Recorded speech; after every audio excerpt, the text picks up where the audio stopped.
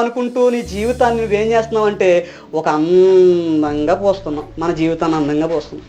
ఎలా పోస్తున్నాం? ఏమన్నారు యేసుప్రభు వారు? సున్నము కొట్టిన సమాధులు పైకి చక్కగా ఉంటారు, నాకు ఇలా చక్కగా బట్టలు వేస్తారు చక్క పైకి, లోపడంతా ఏముందంట? సమాధులు, కుళ్ళిపోయిన ఎముకలు. ఇన్ని సంవత్సరాలు నువ్వేం నేర్చుకున్నావంటే, మనం ఏం నేర్చుకున్నాము అని దేవుడు అడుగుతుంది. కుళ్ళిపోని సమాధిగా మనం ఉన్నామా? క్రైస్తవ జీవితంలో నేర్చుకోవలసినట్టు మనం నేర్చుకోవాలంట. ఇక్కడ దేవుని దూత మాట్లాడింది, దేవుని పిలుపునకు మోషే లోబడుతున్నాడు. దేవుడే మోషేని పిలుస్తున్నారు. నిన్ను నన్ను పిలవాలి, మనందరినీ దేవుడు పిలవాలి. ఆయన పిలిచిన పిలుపునకు మనం లోబడాలి. మరలా మీరు గుర్తుపెట్టుకోండి, మీ పనుల్లోని, మీ వ్యక్తిగత జీవితాల్లోని, మీరు చేస్తున్నటువంటి పనుల్లోని ప్రతి సందర్భంలో దీవెనమ్మ గారు మాట చెప్పారు. నువ్వు వంట చేస్తున్నప్పుడు, పనిలో ఉన్నప్పుడు, ఎక్కడ ఉన్నప్పుడు కూడా నువ్వు నీ సమయాన్ని దేవునికి ఇచ్చే అని చెప్పారు. మన సమయం దేవునికి ఇచ్చినప్పుడు దేవుడు నీతో మాట్లాడతారు. ఆయన పిలిచిన పిలుపుకు లోబడే మనస్సు నీవు సిద్ధపరచుకుంటావు.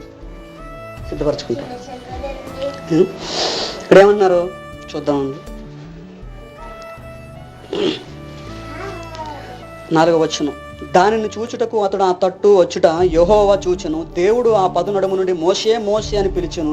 అందుకు అతడు చిత్తము ప్రభువా. నేను చెప్పాను కదా, ఇప్పుడు దేవుడు ఎప్పుడు పిలిచారో అప్పుడు నేను లోబడలేదు. కానీ మోషే ఏం చేస్తున్నారంటే వెంటనే పిలిచిన వెంటనే మోషే మోషే అని పిలిచిన వెంటనే ప్రభువా, చిత్తం ప్రభు అంటున్నారు. చిత్తం ప్రభు అన్నారు. చూసారా, పిలిచిన పిలుపునకు లోబడే మనసు కూడా మనకు కావాలంట.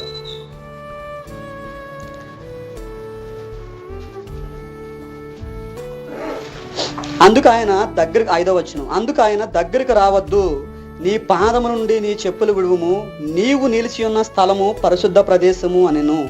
చూసారా, దేవుడు ఫస్ట్ ఆఫ్ ఆల్ ఆయనకి మందిరానికి వచ్చాడు. ఆయన హోరేబు పర్వతానికి వచ్చాడు. తర్వాత దేవునికి దూతను చూశాడు. ఆ గొప్ప వింతేంటో చూడాలని మోషే ముందుకెళ్ళాడు. ఆ తర్వాత దేవుడు అతను పిలిచారు. ఇవన్నీ చేసుకుంటున్నటువంటి ఇవన్నీ జరుగుతున్నటువంటి సందర్భాల్లో దేవుడు ఏమంటున్నారంటే, లాస్ట్లో ఏం చెప్తున్నారంటే, మోషే నీ గత జీవితాన్నంతా ఒక్కసారి ఆలోచించు. చూడండి అక్కడ 4వ వచనం చివర, అందుకు అతడు చిత్తము ప్రభువా నేను.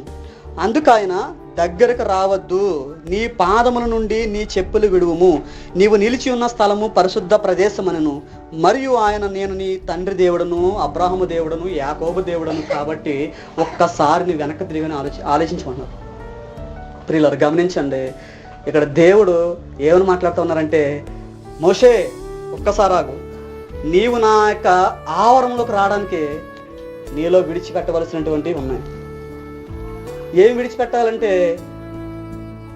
దేవుడు ఆ మోషే దేవునికి దగ్గరికి వెళ్ళడానికి ప్రయత్నిస్తున్నాడు అనమాట. దేవుని యొక్క ఆ వెలుగులో నుంచి దేవుడు మాట్లాడుతూ ఉన్నారు.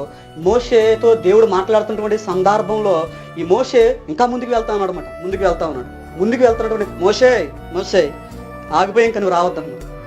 అదేంటి ప్రభావ, ఇప్పుడు దాకా నాకు ఇలా దూతను జీవించావు, నీ యొక్క శక్తిని నేను దాన్ని అనుభవించాను, ఆ యొక్క శక్తిని బట్టి నేను నీ దగ్గర రావాలని ప్రయాసపడుతున్నాను, ఇప్పుడు ఎందుకు ప్రభు నేను రావద్దంటున్నావు అంటే, మోసే నువ్వు విడిచిపెట్టవలసింది విడిచిపెట్టాలి. నీ లోకంలో నువ్వు తిరిగినటువంటి అజ్ఞానమైన జీవితాన్ని విడిచిపెట్టాలి. నీ యవ్వన కాలంలో, మన యవ్వన జీవితంలో, మా చిన్ననాటి ప్రాయంలో మనం ఏం చేసామో అవన్నీ విడిచిపెట్టాలి మోసే నువ్వు అంటున్నాడు. ఇదేంటి ప్రభు, అవన్నీ ఇప్పుడేంటి ప్రభు అంటే, అవును, నువ్వు నా సేవకుడు, నిన్ను ఏర్పరచుకున్నటువంటి కుమారుడు నువ్వు.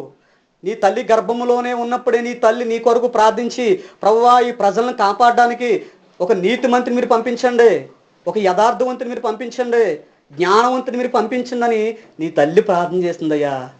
ఇప్పుడు నువ్వేం చేయాలంటే, 40 సంవత్సరాల పాటు ఆ యొక్క ఐగుప్తు రాజు దగ్గర నువ్వు చక్కగా అనుభవాన్ని అనుభవించావు కదా, లోకంలో నువ్వు జీవించలేని జీవితాన్ని జీవించావు కదా, రా ఈసారి నీవు ఒప్పుకో అన్నారు మరి దేవుడు.